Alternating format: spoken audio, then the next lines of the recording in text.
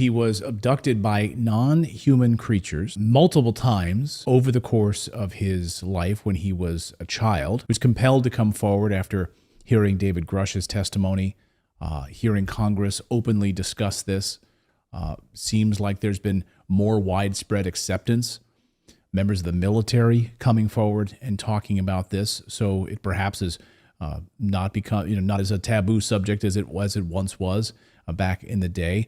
And we decided to invite Aaron on the show to talk about his experience and to share it with our audience. I ask all of you to enter this conversation with an open mind, and we'll have Aaron on here to talk about his experience. Aaron, welcome to the show.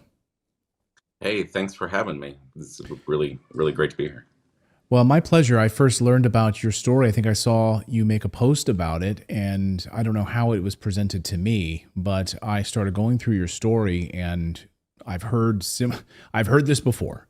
Let me just say, I've heard this from other individuals many times over. You're not the first person, but you are perhaps one of the few, the brave to come forward and to talk about it publicly in a public setting like this. I've heard from many people privately who've told me similar stories and who have not come forward in this way.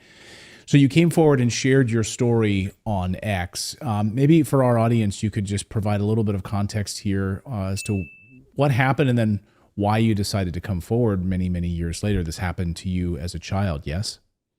Yes, it did. Well, what happened to me was when I was a kid, I was taken aboard craft, you know, flown and operated by non-human intelligence beings who were not of this world. Uh, I have, you know, I have three clear front to back memories of being taken that all happened the same way. I would be lying in my bed and I had this like window, like my bed was flush to the wall and the windowsill was right above my bed. And I would always, look out the window, look up at the sky as I was falling asleep. And I would see these green lights that were there was like small green lights going around in a circle, and then there was another green light in the center.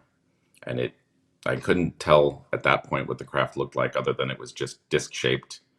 And it would fly over the neighbor's house, and